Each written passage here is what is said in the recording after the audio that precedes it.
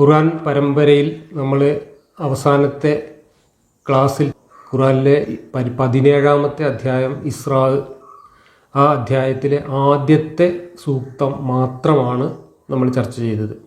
അത് വിശദമായി ചർച്ച ചെയ്യാൻ കാരണം അതിൽ പറയുന്ന ഒരു കഥ, ആകാശത്തേക്ക് മുഹമ്മദിനെ കൂട്ടിക്കൊണ്ടുപോയി അവിടെ വെച്ച് അള്ളാഹുവിനെ കാണിച്ചു കൊടുത്തു, അവിടുന്ന് 50 നിസ്കാരം കിട്ടി എന്നൊക്കെ പറയുന്ന ഈ കഥയ്ക്ക് ഇസ്ലാമിൻ്റെ ചരിത്രവുമായിട്ടും ഇസ്ലാമിലെ വിശ്വാസകഥകളുമായിട്ടും ഇസ്ലാമിൻ്റെ ആചാരാനുഷ്ഠാനങ്ങളുമായിട്ടൊക്കെ വളരെയധികം ബന്ധമുള്ളത് കൊണ്ട് ഇത് മുസ്ലിം ലോകത്ത് വളരെ പ്രസിദ്ധമായിട്ടുള്ള ഒരു കഥയാണ്.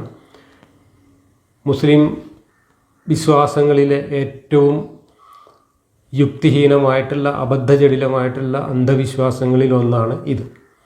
അതുകൊണ്ടാണ് ആ കഥ അത്രയും വിശദമായിട്ട് നമുക്ക് ചർച്ച ചെയ്യേണ്ടി വന്നത്. അതോടൊപ്പം തന്നെ ഈ കഥയുമായി ബന്ധപ്പെട്ട് ഹദീസുകളിലും തഫ്സീറുകളിലും ചരിത്രത്തിലുമൊക്കെ വിശദീകരിച്ചിട്ടുള്ള കാര്യങ്ങളിലുള്ള ദുരൂഹമായ വൈരുദ്ധ്യങ്ങളെക്കുറിച്ച് കൂടി നമ്മൾ കഴിഞ്ഞ ക്ലാസ്സിൽ ചർച്ച ചെയ്യുകയുണ്ടായി. ഇനിയും അതിനകത്ത് ഒരുപാട് വൈരുദ്ധ്യങ്ങൾ നമുക്ക് ചർച്ച ചെയ്യേണ്ടതുണ്ട്. അതുകൊണ്ട് തന്നെ ഈ അധ്യായം ഞാൻ ആദ്യം മുതൽ ഒരിക്കൽ കൂടെ വായിച്ച് ഈ വാക്യത്തെ തുടർന്നുള്ള ഏതാനും വാക്യങ്ങൾ കൂടി വിശകലനം ചെയ്യാനാണ് ഇന്ന് ഉദ്ദേശിക്കുന്നത്. നമ്മൾ വായിച്ച ആദ്യത്തെ സൂക്തം ഞാൻ ഒരിക്കൽ കൂടെ വായിക്കാം. യാതൊരുവൻ മഹാപരിശുദ്ധൻ തൻ്റെ അടിയാനെ ഒരു രാത്രിയിൽ മസ്ജിദുൽ ഹറാമിൽ നിന്ന് അവൻ രാപ്രയാണം ചെയ്യിച്ചിരിക്കുന്നു. ചുറ്റുപാടും നാം ആശീർവദിച്ചിട്ടുള്ള മസ്ജിദുൽ അക്സായിലേക്ക് നമ്മുടെ ദൃഷ്ടാന്തങ്ങളിൽ നിന്ന് അദ്ദേഹത്തിന് നാം കാണിച്ചു കൊടുക്കുവാൻ വേണ്ടി. ഇതായിരുന്നു നമ്മൾ ചർച്ച ചെയ്ത ഇതിലെ ആദ്യത്തെ ആയത്ത്. ഇതിൽ അവസാനം പറയുന്നത് നാം ചില ദൃഷ്ടാന്തങ്ങൾ താങ്കൾക്ക് കാണിച്ചു തരാൻ വേണ്ടി എന്നാണ്. അപ്പോൾ അള്ളാഹു മുഹമ്മദിനെ കൂട്ടിക്കൊണ്ടുപോയത് മുഹമ്മദിന് കുറച്ചുകൂടെ ദൃഷ്ടാന്തങ്ങൾ കാണിച്ചു കൊടുക്കാനാണ് എന്നാണ് ഇതിൽ പറയുന്നത്. ഇതിലൊരു വലിയ തമാശയുണ്ട്. തമാശയല്ല, ഇതൊരു അസംബന്ധമായിട്ടുള്ള പ്രസ്താവനയാണ്. കാരണം നമ്മളിതുവരെ ചർച്ച ചെയ്ത ഒരു കാര്യം, മക്കയിലുണ്ടായിരുന്ന ആളുകൾക്ക് മുഹമ്മദിൻ്റെ പ്രവാചകത്വം അംഗീകരിക്കുന്നതിന് ഏറ്റവും വലിയ തടസ്സമായി നിന്നത് മുഹമ്മദ് പ്രവാചകനാണ് എന്നതിന് അവർക്ക് വിശ്വാസയോഗ്യമായ, അവർക്ക് ബോധ്യമാകുന്ന തരത്തിലുള്ള ഒരു ദൃഷ്ടാന്തവും മുഹമ്മദ് കാണിച്ചിട്ടില്ല എന്നത് തന്നെയാണ്. അവർ നിരന്തരമായിട്ട് മുഹമ്മദിനോട് ആവശ്യപ്പെട്ടുകൊണ്ടിരുന്നത് താൻ പ്രവാചകനാണെങ്കിൽ അത് ഞങ്ങൾക്ക് കൂടെ ബോധ്യപ്പെടുത്തുന്ന എന്തെങ്കിലും ദൃഷ്ടാന്തം കാണിച്ചു തരൂ. താങ്കൾ തന്നെ പൂർവ്വകഥകൾ ഉദ്ധരിച്ചുകൊണ്ട് പറയുന്ന പ്രവാചകന്മാർക്കുണ്ടെന്ന് അവകാശപ്പെടുന്ന അത്ഭുത സിദ്ധികൾ താങ്കൾ ഞങ്ങളുടെ മുമ്പിൽ അവതരിപ്പിക്കൂ. ഇതായിരുന്നു അവരുടെ നിരന്തരമായ ആവശ്യം. 13 കൊല്ലം അവർ അതാണ് ആവശ്യപ്പെട്ടത്. ഈ സംഭവം നടക്കുന്നത് 12-ാമത്തെ വർഷമാണെന്നാണ് പറയുന്നത്. അപ്പോൾ അത്രയും കാലം ഇത് ആവശ്യപ്പെട്ടിട്ടും മക്കക്കാർക്ക് ഒരു ദൃഷ്ടാന്തവും കാണിച്ചു കൊടുക്കാത്ത മുഹമ്മദിനെ അള്ളാഹു പാതിരാത്രിയിൽ കിടന്നുറങ്ങുന്നിടത്ത് നിന്ന് വേറെ ആരും കാണാതെ, വേറെ ആരും ഒരു അനക്കം പോലും കേൾക്കാതെ സ്വകാര്യമായിട്ട് കൂട്ടിക്കൊണ്ടുപോയി ആകാശത്ത് കൊണ്ടുപോയിട്ട് ദൃഷ്ടാന്തം കാണിച്ചു കൊടുത്തിട്ട് നേരം വെളുക്കുന്നതിന് മുമ്പ്, നാട്ടുകാരൊക്കെ ഉണരുന്നതിന് മുമ്പ് അതേ കിടക്കപ്പായിൽ കൊണ്ടുവന്ന് കിടത്തി എന്നാണ് ഈ ഖുർആൻ സൂക്തത്തിലൂടെ പറയുന്നത്. അതല്ലെങ്കിൽ ഈ കഥ അങ്ങനെയാണ് പറയുന്നത്. എൻ്റെ ചോദ്യം ഇതാണ്, ആർക്ക് വേണ്ടിയിട്ടാണ് ഈ പണി അള്ളാഹു ചെയ്തത്? മുഹമ്മദ് പ്രവാചകനാണ് എന്ന് പിന്നെയും ബോധ്യപ്പെടുത്താൻ അള്ളാഹു ഇങ്ങനെ കൂട്ടിക്കൊണ്ടുപോയി ദൃഷ്ടാന്തം കാണിച്ചു കൊടുക്കേണ്ട എന്താ ആവശ്യമാണുള്ളത്? ഇവിടെ ദൃഷ്ടാന്തം കാണിച്ചു കൊടുക്കേണ്ടത് മക്കൾക്കാർക്കല്ലേ, മുഹമ്മദിൻ്റെ നാട്ടുകാർക്കല്ലേ ദൃഷ്ടാന്തം കാണിച്ചു കൊടുക്കേണ്ടത്? എന്നാൽ പിന്നെ മുഹമ്മദ് കയറിപ്പോകുന്നത് ഇവർക്ക് കാണിച്ചു കൊടുത്തുകൂടായിരുന്നില്ല? പകൽ കൊണ്ടുപോയിക്കൂടെ? അല്ലെങ്കിൽ നാട്ടുകാരൊക്കെ വിളിച്ചെടുത്തിട്ട് ഞാനിതാ പോകുന്നു വേലോട്ട് എന്ന് പറഞ്ഞിട്ട് അത് കാണിച്ചു കൊടുത്തുകൂടെ? ഇതൊക്കെയാണ് അവരാവശ്യപ്പെട്ടത്. വേലോട്ട് നീ കയറിപ്പോകുന്നത് ഞങ്ങൾ കാണട്ടെ, എന്നിട്ട് അവിടുന്ന് കിതാബ് കൊണ്ടുവരുന്നത് ഞങ്ങൾ കാണട്ടെ എന്നൊക്കെയാണ് അവരാവശ്യപ്പെട്ടത്.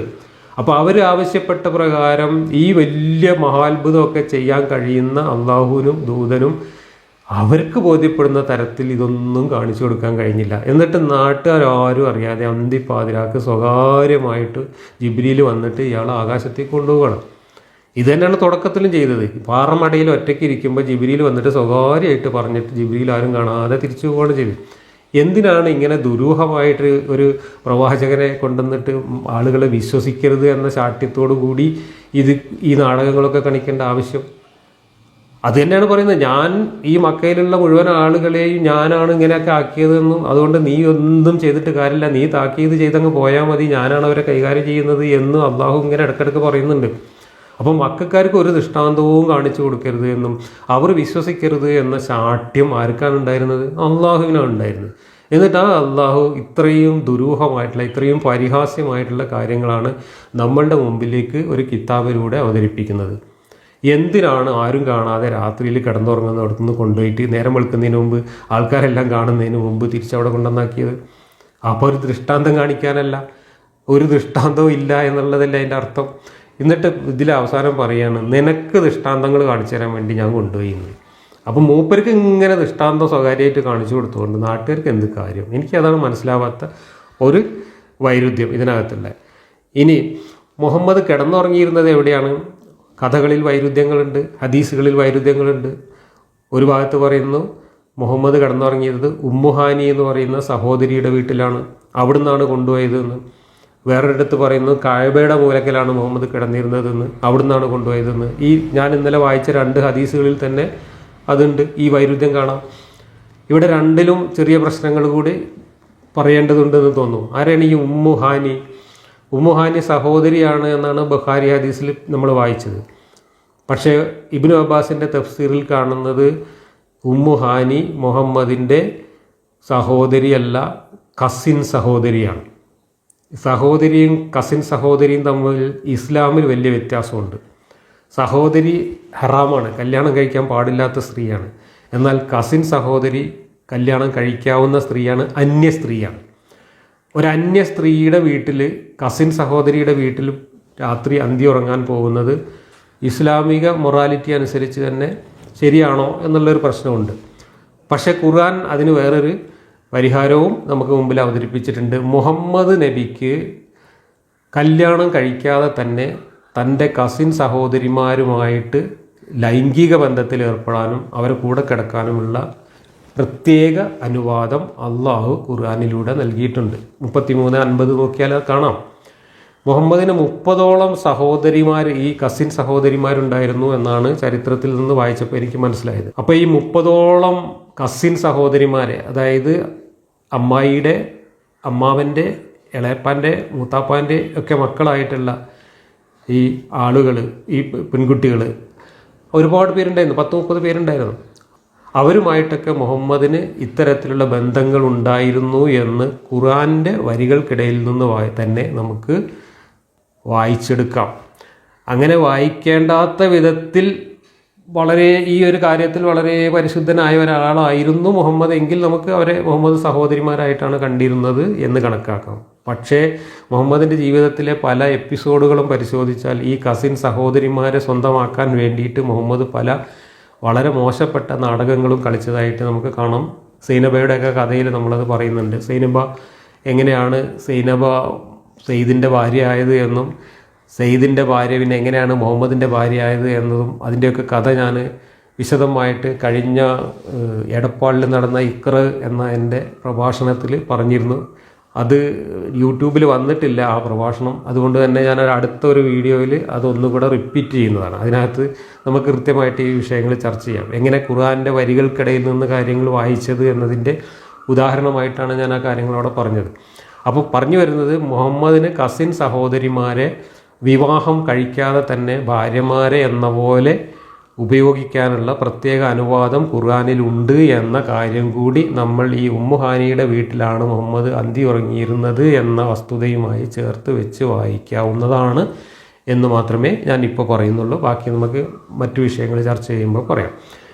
ഇനി അതവിടെ നിൽക്കട്ടെ.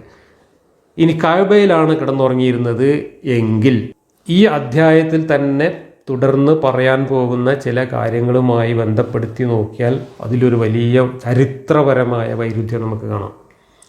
എന്താണെന്ന് വെച്ചാൽ 12 വർഷം മുഹമ്മദ് അവിടെ പ്രബോധനം നടത്തിയിട്ട് മദീനയിലേക്ക് ഹിജ്റ പോകാനുള്ള എല്ലാ ഗൂഢാലോചനയും കരാറുകളും ഉടമ്പടികളും ഉറപ്പിച്ച് പോകാൻ തീരുമാനിച്ച് കഴിഞ്ഞ ശേഷമാണ് ഈ അധ്യായം, ഈ 17ാമത്തെ അധ്യായമൊക്കെ അവതരിപ്പിച്ചിട്ടുള്ളത് എന്നാണ് തഫ്സീറുകളിൽ നിന്ന് മനസ്സിലാവുന്നത്. അങ്ങനെയാണെങ്കിൽ മുഹമ്മദ് ഹിജ്റ പോയത്, മക്കയിൽ നിന്ന് മദീനയിലേക്ക് ഹിജ്റ പോയതിന് ഇസ്ലാം ചരിത്രകാരന്മാർ നമ്മളോട് പറയുന്ന, മദ്രസ പുസ്തകങ്ങളിലൊക്കെ നമ്മളോട് പറയുന്ന ഒരു കാരണമുണ്ട്. മുഹമ്മദിന് മക്കയിൽ അക്രമം സഹിക്കവയ്യാതെ അവിടെ ജീവിക്കാൻ പറ്റാതെ അങ്ങേയറ്റം കഷ്ടപ്പെട്ടത് കൊണ്ട് മുഹമ്മദ് വളരെ നാടകീയമായിട്ട് മക്കയിൽ നിന്ന് മദീനയിലേക്ക് പോയി എന്നൊക്കെയാണ് ചരിത്രത്തിൽ പറയുന്നത്. അതേ ചരിത്രത്തിലാണ് മുഹമ്മദ് ഹിജ്റ പോകുന്നതിൻ്റെ 1 വർഷം മുമ്പ്, അതായത് പീഡനം സഹിക്കവയ്യാതെ പോകാൻ തീരുമാനിക്കുന്ന ഒരു ഘട്ടത്തിൽ മുഹമ്മദ് രാത്രി കിടന്നുറങ്ങിയിരുന്നത് കഅബയിലായിരുന്നു എന്ന് പറയുന്നത്. എന്താണ് അതിൻ്റെ വൈരുദ്ധ്യം? കഅബ എന്ന് പറയുന്നത് അന്നത്തെ മക്കക്കാരുടെ ഏറ്റവും വലിയ പുണ്യക്ഷേത്രമായിരുന്നു, അവരുടെ ആരാധനാ കേന്ദ്രമായിരുന്നു, അവരുടെ എല്ലാമായിരുന്നു, അവരുടെ സംസ്കാരത്തിൻ്റെ തന്നെ കേന്ദ്രമായിരുന്നു. അവിടെയാണ് മുഹമ്മദ് അവരെ അവഹേളിച്ചുകൊണ്ട്, അവരുടെ വിശ്വാസങ്ങളെ നിരന്തരമായി അവഹേളിച്ചുകൊണ്ട് അങ്ങേയറ്റം പ്രകോപനപരമായിട്ടുള്ള പരിപാടികളാണ് മുഹമ്മദിൻ്റെ കൂടെ കൂടിയിരുന്ന കുറച്ചാളുകളും, എണ്ണത്തിൽ വളരെ കുറച്ചുണ്ടായിട്ട് പോലും വളരെ പ്രകോപനപരമായ അക്രമങ്ങളാണ് മുഹമ്മദും അനുയായികളും ഈ കഅബയിൽ കാണിച്ചു കൊണ്ടിരുന്നത് എന്നും ഈ ഖുർആനിൽ നിന്നും ഹദീസുകളിൽ നിന്നും മനസ്സിലാക്കാം. എങ്ങനെയുള്ള അക്രമങ്ങൾ? അവരുടെ ക്ഷേത്രത്തിനകത്ത് കയറിപ്പോയിട്ട് ആ വിഗ്രഹങ്ങളുടെ തലയ്ക്ക് മുകളിൽ, അവരുടെ ദൈവങ്ങളുടെ തലയ്ക്ക് മുകളിൽ മലവിസർജനം ചെയ്യുക വരെ ചെയ്തുകൊണ്ട്, ഈ വിഗ്രഹങ്ങൾ എടുത്തുകൊണ്ട് ഈ തല്ലിപ്പൊട്ടിക്കുക, കെട്ടിത്തൂക്കുക, പരിഹസിക്കുക, പട്ടിയുടെ ശവത്തിൻ്റെ കൂടെ കൊണ്ടുപോയിട്ട് കെട്ടിയിടുക, ഇങ്ങനെയുള്ള അങ്ങേയറ്റം പ്രകോപനപരമായിട്ടുള്ള കാര്യങ്ങൾ മുഹമ്മദ് ചെയ്തുകൊണ്ടിരുന്ന കാലത്ത്, അതേ കഅബയിൽ ഇതൊക്കെ ചെയ്തുകൊണ്ടിരുന്ന സമയത്ത് സുരക്ഷിതമായിട്ട് മുഹമ്മദ് അന്തി ഉറങ്ങിയിരുന്നു എന്ന് പറഞ്ഞാൽ, മുഹമ്മദ് അവിടെ അനുഭവിച്ചിരുന്ന ആ പീഡനങ്ങളുടെയും അക്രമങ്ങളുടെയും ഒക്കെ ഒരു ഭീകരത എത്രമാത്രം വലിയ കള്ളത്തരമാണ് എന്നിവിടെ തെളിയാണ്. മുഹമ്മദ് കഅബയിലാണ്. അപ്പോൾ ഈ 12-ാം വർഷം ഹിജ്റയുടെ തൊട്ട് മുമ്പ് 1 വർഷം മുമ്പുള്ള ഈ സമയത്ത് പോലും കഅബയിലാണ് മുഹമ്മദ് കിടന്നുറങ്ങിയിരുന്നതെങ്കിൽ, ആ കഅബയിലുള്ള ദൈവങ്ങളുടെ തലക്ക് മുകളിൽ മലവിസർജനം നടത്തുകയും അതിൻ്റെ ചത്ത പട്ടിയുടെ ശവത്തിൻ്റെ കൂടെ കൊണ്ടുപോയിട്ട് ഈ വിഗ്രഹങ്ങളെ തല്ലിപ്പൊട്ടിക്കുകയും കെട്ടിത്തൂക്കുകയും ഒക്കെ ചെയ്തുകൊണ്ട് അവഹേളിച്ചു കൊണ്ടേയിരുന്ന മുഹമ്മദിനെ അവരുടെ ക്ഷേത്രത്തിൽ, അവരുടെ ഈ പുണ്യഗേഹത്തിൽ, മുഹമ്മദ് അവഹേളിച്ചു കൊണ്ടിരുന്ന ഈ പുണ്യഗേഹത്തിൽ ദൈവങ്ങളുടെ കൂടെ കിടന്നുറങ്ങാൻ അവർ അനുവദിച്ചിരുന്നു എങ്കിൽ, അതിൽ യാതൊരു ബുദ്ധിമുട്ടും മുഹമ്മദിന് അനുഭവപ്പെട്ടിരുന്നില്ല എങ്കിൽ, മുഹമ്മദ് മക്കയിൽ എന്ത് പീഡനമാണ് അനുഭവിച്ചതെന്ന് പറയുന്നത്. അപ്പോൾ ഇതിലൊക്കെ ഒരുപാട് വൈരുദ്ധ്യങ്ങളും ഒരുപാട് ദുരൂഹതകളും നമുക്ക് കാണാൻ കഴിയും. ഇതാണ് ഇതിൽ ഞാൻ കണ്ട ഒരു വിഷയം. ഇനി മറ്റൊന്ന്, മുഹമ്മദിൻ്റെ ഹൃദയം പുറത്തെടുത്ത് ഈമാൻ നിറച്ചു എന്ന് പറയുന്ന കഥ. അത് മുഹമ്മദിന് വഹി ലഭിച്ചു തുടങ്ങുന്നതിന് മുമ്പ് നടന്ന കഥയായിട്ട് പല ഹദീസുകളിലും വന്നിട്ടുണ്ട്. എന്നാൽ ഇവിടെ ഈ ആകാശയാത്രയുടെ അന്നാണ് ഈ ഓപ്പറേഷൻ നടക്കുന്നത് എന്ന് നമ്മൾ വായിച്ച ഹദീസുകളിൽ പറയുന്നു. അത് ഭീമമായിട്ടുള്ള വൈരുദ്ധ്യമാണ്. അത് ഞാൻ കഴിഞ്ഞ ക്ലാസ്സിൽ ചൂണ്ടിക്കാണിച്ച കാര്യമാണ്. പിന്നെ മുഹമ്മദിനെ കൊണ്ടുപോകുന്നത്, ആകാശത്തേക്ക് കൊണ്ടുപോകുന്നത് കഴുത, കോവർ കഴുത, കുതിര തുടങ്ങിയിട്ടുള്ള ജീവികളുടെ ഒരു മിക്സ്ചറായിട്ടുള്ള ഒരു മൃഗത്തിൻ്റെ പുറത്താണ്. നിങ്ങളൊരു കോമൺ സെൻസ് ഉണ്ടെങ്കിൽ ഒന്ന് ആലോചിച്ച് നോക്കുക. പ്രപഞ്ചം മുഴുവൻ സൃഷ്ടിച്ച് പരിപാലിക്കുന്ന ഒരു പടച്ച തമ്പുരാൻ ലോകാവസാനം വരെയുള്ള മനുഷ്യർക്ക് വേണ്ടി പ്രപഞ്ചം ഉണ്ടാക്കുന്നതിന് മുമ്പേ തയ്യാറാക്കി വെച്ച പുസ്തകത്തിൽ നമ്മളോട് പറയുന്ന ഒരു അറിവാണിത്. അപ്പം ഈ അള്ളാഹുവിൻ്റെ കയ്യിലുള്ള ടെക്നോളജി എത്ര അപരിഷ്കൃതമാണ് എന്ന് ആലോചിച്ച് നോക്കുക. ഇന്ന് നമ്മളോട് ഒരു മൃഗത്തിൻ്റെ പുറത്ത് 7ാമത്തെ ആകാശത്തേക്ക്, അതായത് പ്രപഞ്ചത്തിൻ്റെ അതിർത്തിക്കപ്പുറത്തേക്ക് പോയി ഒരു മൃഗത്തിൻ്റെ പുറത്ത് എന്ന് പറഞ്ഞാൽ കൊച്ചു കുട്ടികൾ പോലും പരിഹസിച്ച് ചിരിക്കില്ലേ? ഇതൊക്കെ ഒരു കഥ ഉണ്ടാക്കുമ്പോൾ ആ ഒരു കാലഘട്ടത്തിലെ മനുഷ്യൻ്റെ ചിന്തയുടെയും ഭാവനയുടെയും ആ ഒരു പരിമിതിയിൽ ഒതുങ്ങിക്കൊണ്ട് മാത്രമേ മനുഷ്യർക്ക് കഥ മെനയാൻ കഴിയൂ എന്ന് ചിന്തിക്കാൻ ഒരുപാട് ബുദ്ധിയുടെ ആവശ്യമൊന്നുമില്ല. നമുക്കൊരു കോമൺ സെൻസ് ഉണ്ടായാൽ ആലോചിക്കും, എന്തിനാണ് ആകാശത്തേക്ക് ഇത്രയും അത്ഭുതകരമായ ഒരു യാത്ര നടത്താൻ ഒരു കുതിരയും കഴുതയും പോലുള്ള ഒരു ജന്തു എങ്ങനെയാണ് ആകാശത്തേക്ക് പോവുക? പ്രപഞ്ചത്തിൻ്റെ അപ്പുറം എന്ന് പറഞ്ഞാൽ എവിടെയാണ്?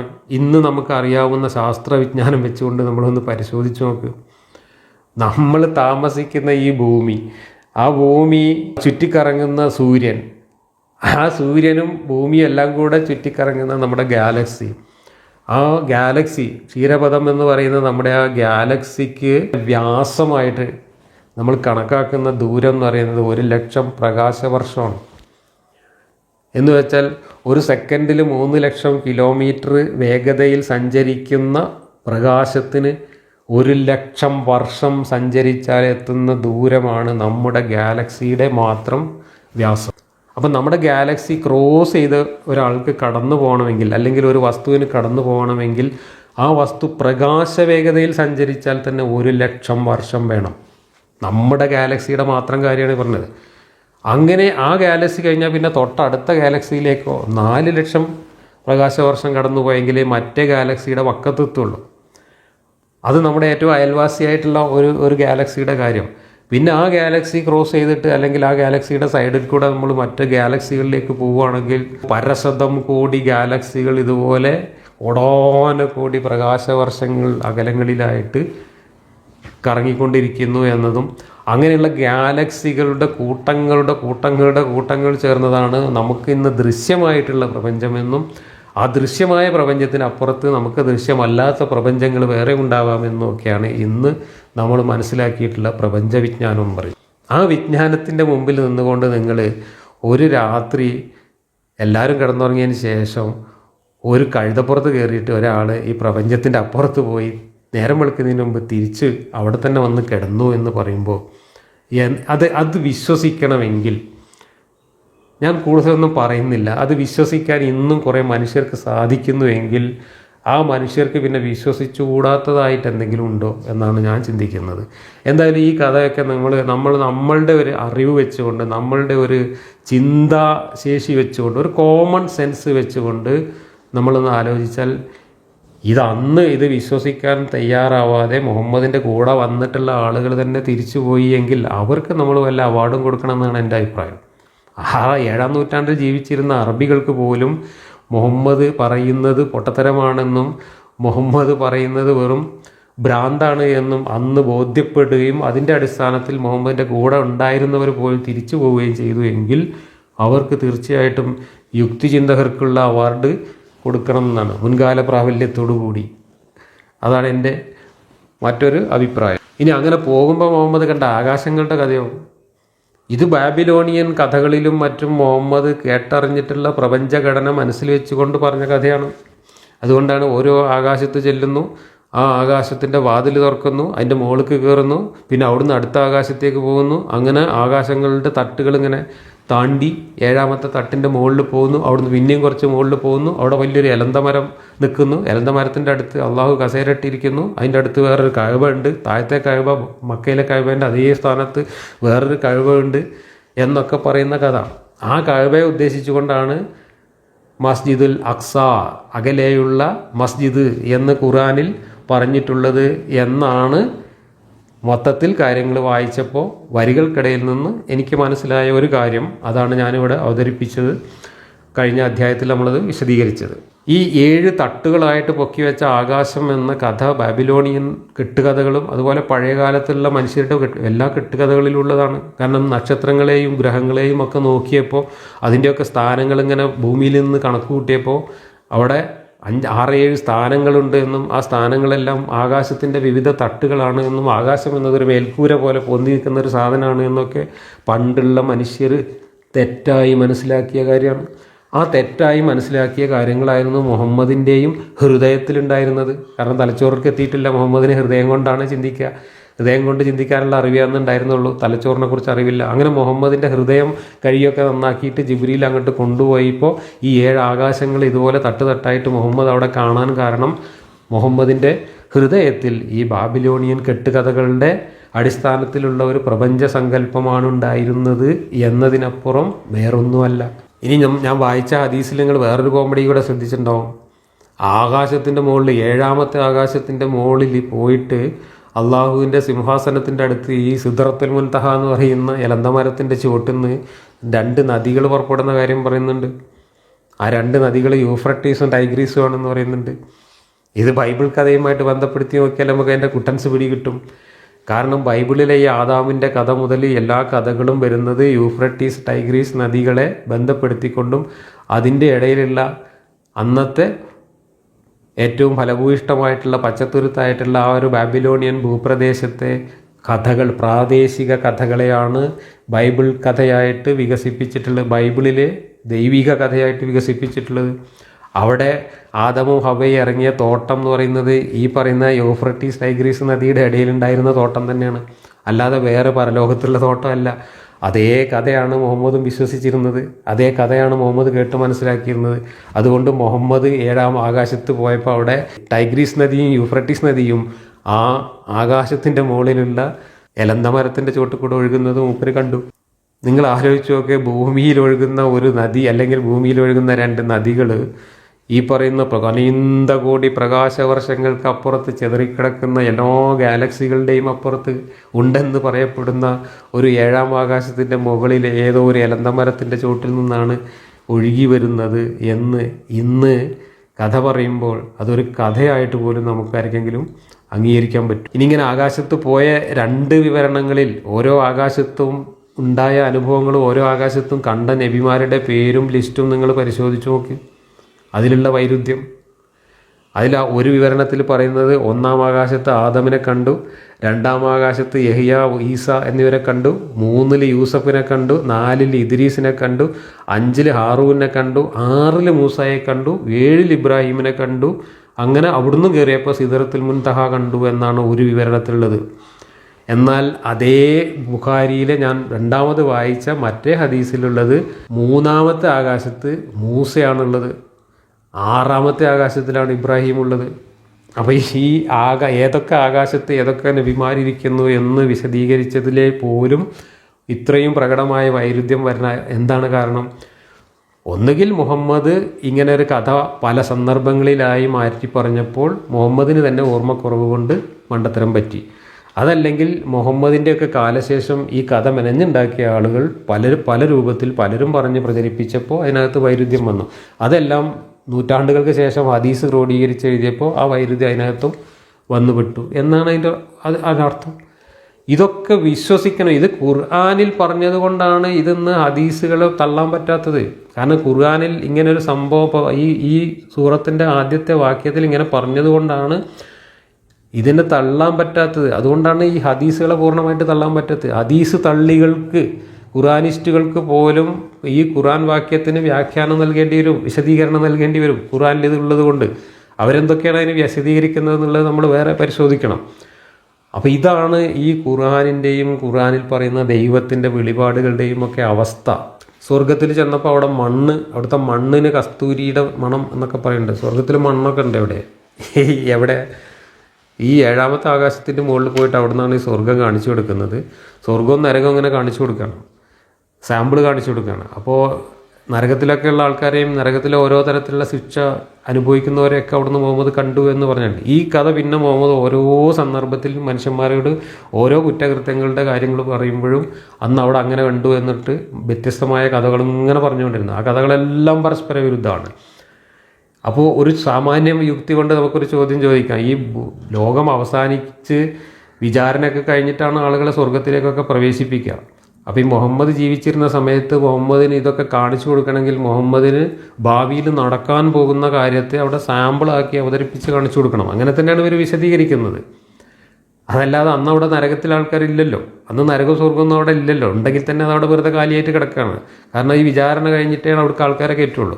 അപ്പോൾ മുഹമ്മദ് പോയ സമയത്ത് ഇതെല്ലാം അവിടെ സ്വർഗത്തിലും നരകത്തിലും നടക്കുന്ന സംഭവങ്ങളെല്ലാം കാണണമെങ്കിൽ മുഹമ്മദ് ഭാവി കാലം കണ്ടു എന്നാണ് അതിൻ്റെ അർത്ഥം. ഭാവിയിൽ നടക്കാൻ പോകുന്ന കാര്യത്തിൻ്റെ ഒരു വീഡിയോ ദൃശ്യം മുഹമ്മദിന് കാണിച്ചു കൊടുത്തു എന്ന് മാത്രമേ അവിടെ അർത്ഥമാക്കാൻ പറ്റുള്ളൂ. അല്ലാതെ മുഹമ്മദിന് ആ സമയത്ത് അവിടെ പോയാൽ നരകവും സ്വർഗവും കാണാൻ പറ്റില്ല. ഇങ്ങനെ ഒരുപാട് മണ്ടത്തരങ്ങൾ ഒരുമിച്ചാണ് ഈ കഥയിൽ വരുന്നത്. എന്നാലും നമ്മുടെ വിശ്വാസികൾക്ക് ഇതിലൊന്നും സാമാന്യ യുക്തിയൊന്നും പ്രയോഗിക്കേണ്ട കാര്യമില്ല. കാരണം ഇതൊക്കെ കണ്ണും പൂട്ടി വിശ്വസിക്കുന്നവർക്ക് മാത്രം കിട്ടാനുള്ളതാണ് അവിടുത്തെ തേനും പാലും കള്ളും പെണ്ണുമൊക്കെ. അതാണ് വിശ്വാസിയുടെ അവസ്ഥ. ഇനി നമുക്ക് ഈ 1-ാമത്തെ വാക്യത്തെ വിട്ടിട്ട് അവിടുന്ന് അങ്ങോട്ട് പറയുന്ന കാര്യങ്ങളിലേക്ക് പോവാം. 2-ാമത്തെ ആയത്ത്, മൂസായ്ക്ക് നാം ഗ്രന്ഥം നൽകിയിരിക്കുന്നു, അതിനെ നാം ഇസ്രായേൽ സന്തതികൾക്ക് മാർഗദർശനമാക്കുകയും ചെയ്തു. എന്നെ കൂടാതെ ഭരമേൽപ്പിക്കപ്പെടുന്ന ഒരാളെയും നിങ്ങൾ ഉണ്ടാക്കി വെക്കരുത് എന്ന്. അപ്പോൾ ഇതുവരെ മൂസക്കഥ പറഞ്ഞ് കഴിഞ്ഞ അധ്യായങ്ങളിലൊക്കെ മൂസക്കഥ നീട്ടി പരത്തി പറഞ്ഞു. ഇത് ഇവിടെ അതിൻ്റെ ഒരു രത്ന ചുരുക്കം പറയാണ്. മൂസയ്ക്ക് നാം ഒരു ഗ്രന്ഥം നൽകിയിരിക്കുന്നു, അതിൽ ഇസ്രായേൽ സന്തതികൾക്ക് മാർഗദർശനമാക്കി. എന്താണ് ഈ ഗ്രന്ഥത്തിൽ പ്രധാനമായിട്ട് പറഞ്ഞത്? എന്നെ കൂടാതെ ഭാരമേൽപ്പിക്കുന്ന ഒരാളെയും നിങ്ങൾ ഉണ്ടാക്കി വെക്കരുത്, ആരെയും വക്കീലാക്കി വെക്കരുത് എന്നാണ് ഇവിടെ പറയുന്നത്. അത് ബൈബിളിലെ യഹോവ എന്ന ഗോത്രദൈവവും പറഞ്ഞുകൊണ്ടിരിക്കുന്ന ഒരു പ്രധാന കാര്യമാണ്. മൂസാക്ക് കൊടുത്ത ഗ്രന്ഥം എന്ന് പറയുന്ന 10 കൽപ്പനയിലെ ആദ്യത്തെ കൽപ്പന ഞാനല്ലാതെ വേറൊരു ദൈവം നിങ്ങൾക്കുണ്ടാവരുത് എന്നാണ്. വേറെ ദൈവങ്ങളെ ആരാധിച്ചോ അന്നേരം ഞാൻ നിങ്ങളെ ശിക്ഷിക്കും എന്ന ഭീഷണിയുമായിട്ടാണ് ബൈബിളും ഈ കഥയെല്ലാം അവതരിപ്പിക്കുന്നത്. ആ കഥ തന്നെയാണ് ഖുർആനും ഏറ്റുപിടിച്ച് ഇവിടെ അവതരിപ്പിക്കുന്നത്. അടുത്ത വാക്യം, നൂഹിൻ്റെ കൂടെ കയറ്റിയവരുടെ സന്തതികളെ നിശ്ചയമായും അദ്ദേഹം വളരെ നന്ദിയുള്ള ഒരു അടിയാനായിരുന്നു. നോഹയുടെ പെട്ടകത്തിൻ്റെ കഥ നമുക്കൊക്കെ അറിയാം. ഭൂമിയിൽ ആകെ പ്രളയമുണ്ടായി. ആ പ്രളയത്തിൽ നിന്ന് കുറച്ച് മനുഷ്യരെയും കുറച്ച് ജന്തുക്കളെയും രക്ഷപ്പെടുത്തി, ഒരു കപ്പലിൽ കയറ്റി രക്ഷപ്പെടുത്തി. അവരാണ് പിന്നീട് ഭൂമിയിൽ അവശേഷിച്ചത്.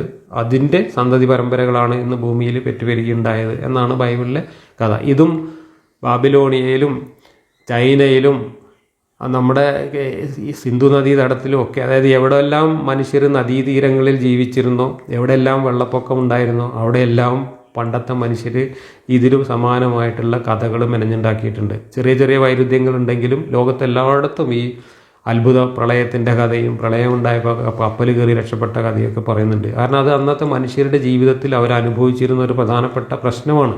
അപ്പോൾ സ്വാഭാവികമായും ആ കാലഘട്ടത്തിൽ ജീവിച്ചിരുന്ന മനുഷ്യർ അവരുടെ ജീവിതാനുഭവങ്ങളും ബന്ധപ്പെടുത്തിക്കൊണ്ട് കഥകളുണ്ടാക്കും. എന്നിട്ട് അത് വരും തലമുറകൾക്ക് ഈ കഥകൾ പറഞ്ഞു കൊടുക്കും.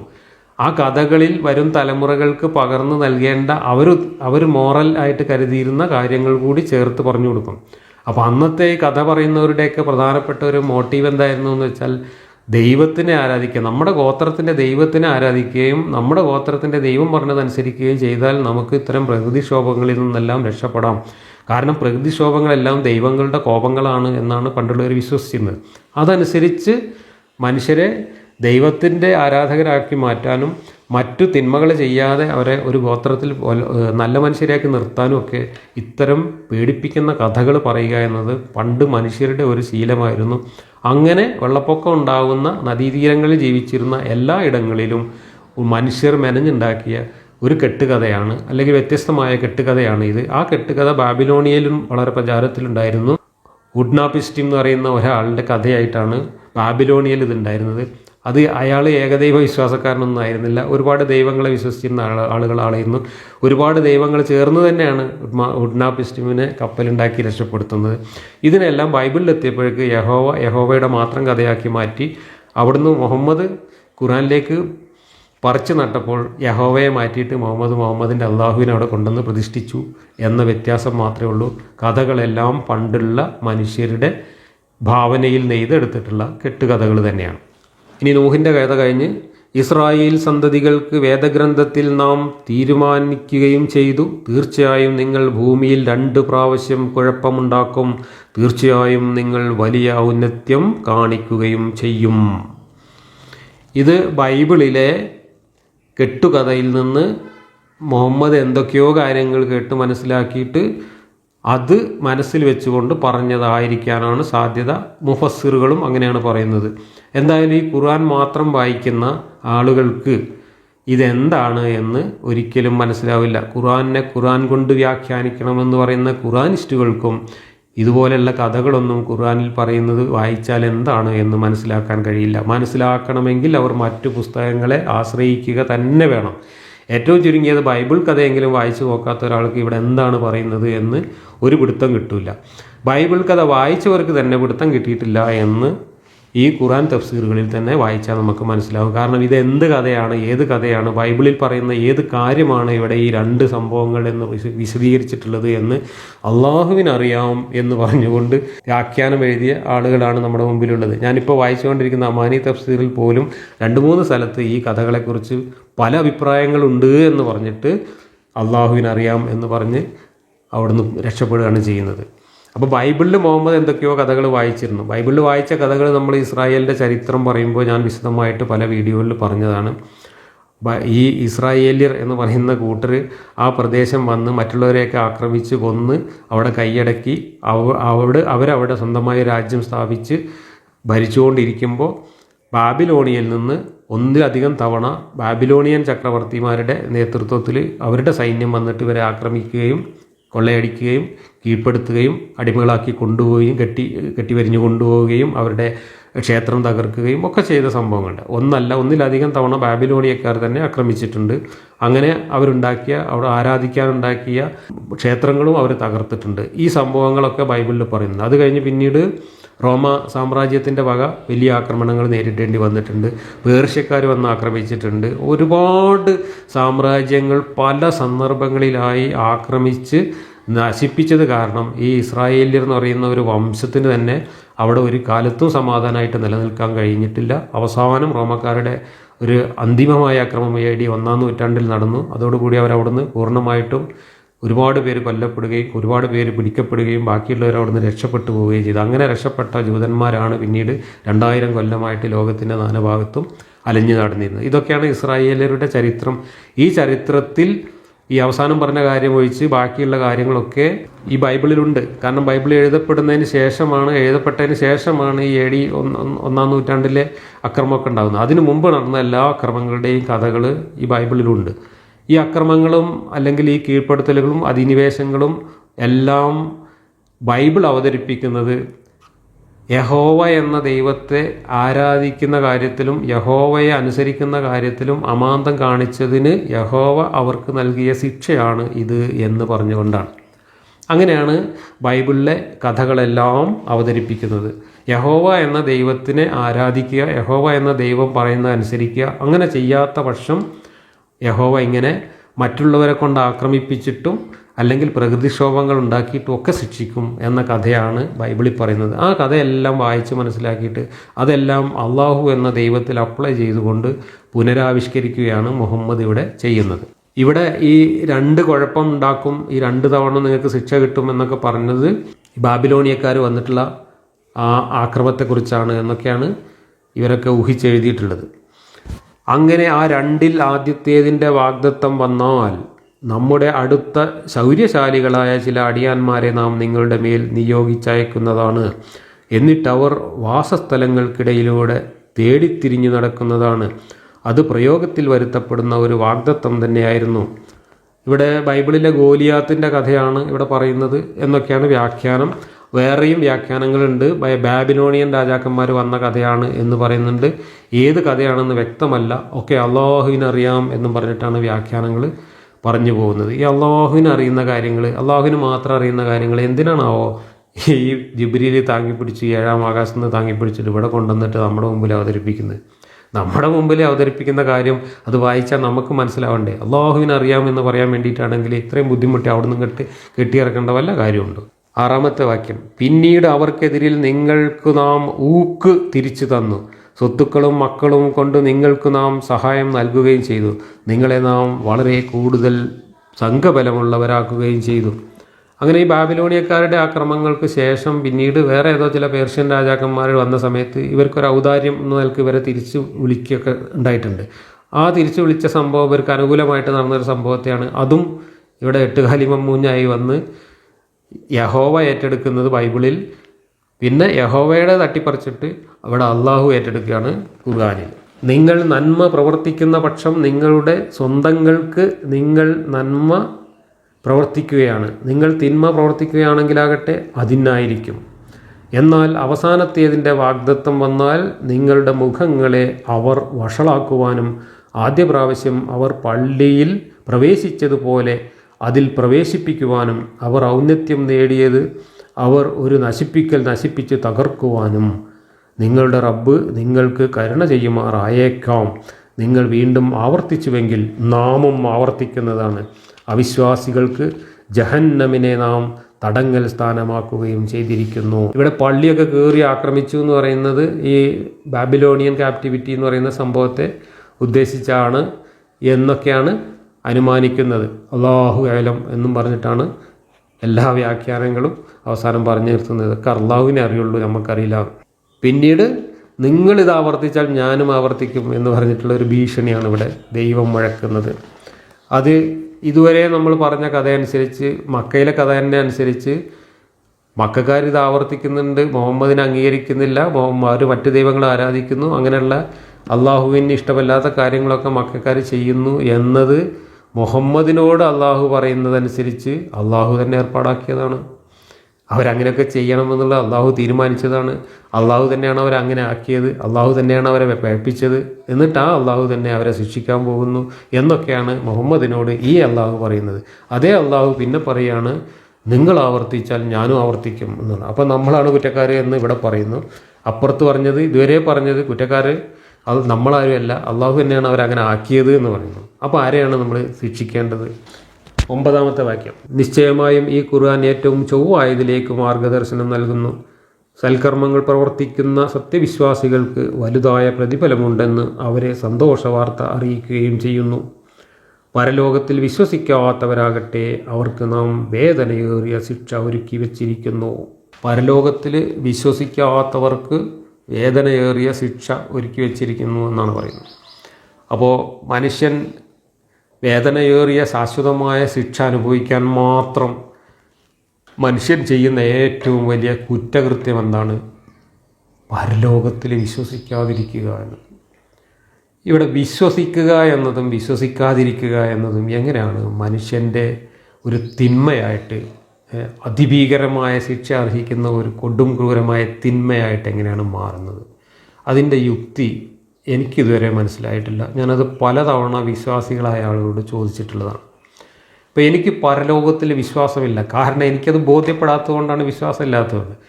പരലോകത്തെക്കുറിച്ച് പലരും പല കഥകളും പറഞ്ഞ പല കിതാബുകളും നമ്മുടെ മുമ്പിലുണ്ട്. പല മതങ്ങളും പല രൂപത്തിൽ പറഞ്ഞിട്ടുണ്ട്. ചിലർ പരലോകം പറഞ്ഞിട്ടില്ല, ചിലർ ഇവിടെ തന്നെ പുനരുജ്ജീവിക്കും എന്നാണ് പറഞ്ഞത്. നമുക്ക് പൂർവ്വജന്മം ഉണ്ടായിരുന്നു, ഇനി പുനർജന്മം ഉണ്ടാവും, നമ്മൾ ഇവിടെ തന്നെ ജീവിക്കും എന്ന് പറഞ്ഞാൽ. ഇവിടെ നമ്മൾ തെറ്റ് ചെയ്താൽ നമ്മൾ മോശമായ അവസ്ഥയിൽ ജനിക്കും, ഇവിടെ നമ്മൾ നല്ലത് ചെയ്താൽ കുറച്ചുകൂടെ മെച്ചപ്പെട്ട അവസ്ഥയിൽ ജനിക്കും എന്ന് പറയുന്ന കഥകളുണ്ട്. ഇപ്പോൾ ബൈബിളിലെ കഥ തന്നെ അനുസരിച്ച് ഇസ്രായേലിയർക്ക് നൽകുന്ന വാഗ്ദാനം പരലോകത്തെ സ്വർഗ്ഗം നരകമൊന്നുമല്ല, ഇസ്രായേലിയർക്ക് ഇഹലോകത്ത് തന്നെ പാലും തേനും ഒഴുകുന്ന ഒരു പ്രദേശത്ത് അവരെ കൊണ്ടുപോയിട്ട് പാർപ്പിക്കുമെന്ന വാഗ്ദാനമാണ്. അതുകൊണ്ടാണ് ഇഹലോകത്തെ സമൃദ്ധിയിലാണ് ജൂതന്മാർക്ക് താല്പര്യം. ജൂതന്മാർ ഈ ലോകത്ത് ഇത്രയും പുരോഗതി നേടാനുള്ള പ്രധാന കാരണം അതാണ്. ഇസ്ലാം ഇത്രയും അധോഗതി നേടാനുള്ള കാരണവും അത് തന്നെയാണ്. കാരണം ഇസ്ലാമിൽ ഈ ലോകത്തെ ജീവിതം എന്ന് പറയുന്നത് തന്നെ ജീവിക്കാനുള്ളതല്ല, അത് പരലോകത്തേക്കുള്ള ഒരു പരീക്ഷണശാലയാണ്. ഇവിടുത്തെ എല്ലാ വിഭവങ്ങളും ചതിയാണ് എന്ന ആശയമാണ് ഇസ്ലാം മുന്നോട്ട് വയ്ക്കുന്നത്. അതുകൊണ്ടാണ് ഈ ചതിയിൽ പെടാതിരിക്കാൻ വേണ്ടിയിട്ടാണ് ഇഹലോക ജീവിതത്തിൽ ഒരു പുരോഗതിയും വേണ്ട എന്ന് ഈ മതം എപ്പോഴും ശാഠ്യം പിടിക്കുന്നത്. ആ ശാഠ്യമാണ് മുസ്ലിം സമൂഹ ലോകത്ത് ഇത്രയും പിന്നോക്കം പോകാൻ കാരണം. എന്നാൽ ജൂതമതത്തിന് ആ ശാഠ്യമില്ല. അവർ ഇഹലോകത്ത് തന്നെയാണ് ദൈവത്തിൻ്റെ വാഗ്ദാനം അവർക്കുള്ളത് എന്നതുകൊണ്ടാണ് അവർ ഇഹലോക ജീവിതത്തിൽ ഇത്രയും പുരോഗതി നേടിയത്. അപ്പോൾ അങ്ങനെ പല കഥകൾ നമ്മുടെ മുമ്പിലുണ്ട്. ഇതിൽ ഏത് കഥയാണ് വിശ്വസിക്കുക? വിശ്വസിക്കണമെങ്കിൽ ഇതിൽ ഏതെങ്കിലും ഒരു കഥ വിശ്വസിക്കണമെങ്കിൽ നമുക്ക് ആ കഥ വിശ്വസിക്കാൻ ആവശ്യമായിട്ടുള്ള അത് ബോധ്യപ്പെടുന്ന തെളിവുകൾ വേണ്ടേ? തെളിവുകളില്ലാതെ ഏതെങ്കിലും ഒരാൾ അന്തിപ്പാതിരാക്ക് ആരും കാണാതെ എൻ്റെ അടുത്ത് ഇന്നാൾ വന്ന് പറഞ്ഞു എന്നപോലെയുള്ള കെട്ടുകഥകൾ പറഞ്ഞാൽ, അതല്ലെങ്കിൽ അന്തിപ്പാതിരാക്ക് എല്ലാവരും കിടന്നുറങ്ങുന്ന നേരത്തെ ഇന്ന ആകാശത്ത് കൊണ്ടുപോയിട്ട് എനിക്ക് ദൃഷ്ടാന്തം കാണിച്ചു തന്നിരിക്കുന്നു എന്ന് പറഞ്ഞാൽ ഇതൊക്കെ വിശ്വസിക്കേണ്ട ബാധ്യത നമുക്ക് എന്താ ഉള്ളത്? നമ്മളിത് വിശ്വസിക്കണമെങ്കിൽ നമുക്ക് ബോധ്യപ്പെടുന്ന തെളിവ് നമ്മുടെ മുമ്പിൽ വേണ്ടേ? നമ്മുടെ മുമ്പിൽ നമ്മൾ ജീവിച്ച് മരിച്ചു കഴിഞ്ഞാൽ പിന്നെ പരലോകം എന്ന് പറഞ്ഞൊരു ലോകത്ത് നമ്മളെ പുനർജീവിപ്പിക്കും എന്നതിന് യാതൊരു തെളിവും നമ്മുടെ മുമ്പിലില്ല. ആ തെളിവില്ലാത്തടത്തോളം കാലം തന്നെ നമുക്കത് വിശ്വസിക്കാനും കഴിയുന്ന കുറേ ആളുകൾ ഇങ്ങനെ ഭീഷണിപ്പെടുത്തി അങ്ങനെയാക്കും ഇങ്ങനെയാക്കും നിത്യ നരകത്തിലിടും അല്ലെങ്കിൽ വെടിവെക്കും വാളുകൊണ്ട് വെട്ടും എന്ന് പറഞ്ഞ് ഭീഷണിപ്പെടുത്തിയാൽ നമുക്ക് ബോധ്യപ്പെടാത്തൊരു കാര്യം എങ്ങനെയാണ് നമുക്ക് വിശ്വസിക്കാൻ പറ്റുക? എനിക്ക് ആ വിശ്വസിക്കാൻ പറ്റുന്നില്ല. അങ്ങനെ പറ്റാതിരിക്കുന്നത് എൻ്റെ കുറ്റമല്ല, എൻ്റെ മനസ്സിൻ്റെ സെറ്റിങ്സ് തന്നെ അങ്ങനെയാണ്. എനിക്ക് ബോധ്യപ്പെടാത്ത ഒരു കാര്യവും ഞാൻ വിശ്വസിക്കില്ല. അല്ല, ഞാൻ വിശ്വസിക്കണം എന്ന നിർബന്ധം ഉണ്ടെങ്കിൽ അത് എനിക്ക് ബോധ്യപ്പെടുത്തി തരിക. അത് ബോധ്യപ്പെടുത്തി തരാൻ ഇതുപോലെയുള്ള പരസ്പര വിരുദ്ധമായിട്ടുള്ള സാമാന്യ യുക്തിക്ക് നിരക്കാത്ത കെട്ടുകഥകൾ ഇങ്ങനെ പറഞ്ഞ് പരത്തിയതുകൊണ്ട് അത് വിശ്വസിക്കാനല്ല, മറിച്ച് അത് കൂടുതൽ പരിഹാസ്യമായി തീരുകയും നമുക്കത് തള്ളിക്കളയാനുള്ള പ്രചോദനമായിട്ട് മാറുകയാണ് ചെയ്യുന്നത്. ഒരിക്കലും വിശ്വസിക്കാനുള്ള ഒരു ദൃഷ്ടാന്തവും ഇതിനകത്തില്ല. ഇവിടെ മുഹമ്മദിനെ തള്ളിക്കളയാൻ മക്കക്കാരെ പ്രേരിപ്പിച്ചതും ഇത് തന്നെയാണ്. മുഹമ്മദ് ഇതുപോലുള്ള പൊട്ടത്തരങ്ങൾ ഇങ്ങനെ പറഞ്ഞുകൊണ്ടിരിക്കുക, ഒരിക്കൽ പറഞ്ഞതിന് വിരുദ്ധമായി വേറൊന്ന് പറയുന്ന കാര്യങ്ങൾക്ക് തെളിവ് ചോദിക്കുമ്പോൾ അതിനേക്കാളും പരിഹാസ്യമായിട്ടുള്ള കാര്യങ്ങൾ പറഞ്ഞ് സ്വയം മറ്റുള്ളവരുടെ മുമ്പിൽ പരിഹാസ്യനാവുകയാണ് മുഹമ്മദ് ചെയ്തുകൊണ്ടിരുന്നത്. അതുകൊണ്ടാണ് മുഹമ്മദിനെ അവർ പരിഹസിച്ച് തള്ളിയത്. മുഹമ്മദിനെ അവർ ആക്രമിച്ച് ഓടിക്കുകയല്ല ചെയ്തത്, ചോദ്യം ചെയ്തിട്ടും പരിഹസിച്ചിട്ടും മുഹമ്മദിനെ ഉത്തരം മുട്ടിക്കുകയാണ് ചെയ്തത്. മുഹമ്മദിനെ ആക്രമിച്ചിട്ടില്ല എന്നതിൻ്റെ തെളിവാണ് മുഹമ്മദ് ഈ ഹിജ്റയുടെ തൊട്ടു മുമ്പുള്ള വർഷം പോലും അന്തിയുറങ്ങിയിരുന്നത് കഅബയ്ക്കുള്ളിലാണ് എന്ന ഈ കഥ. ഇതാണ് എനിക്കിതേക്കുറിച്ച് പറയാനുള്ളത്. ഏതായാലും 10 വാക്യങ്ങളാണ് നമ്മളിതുവരെ ചർച്ച ചെയ്തത്. അടുത്ത ഭാഗം കുറച്ചുകൂടെ വ്യത്യസ്തമായിട്ടുള്ള ആശയങ്ങളാണ് പറഞ്ഞു തുടങ്ങുന്നത്. അതുകൊണ്ട് നമുക്ക് അടുത്ത അധ്യായത്തിൽ വീണ്ടും തുടരാം.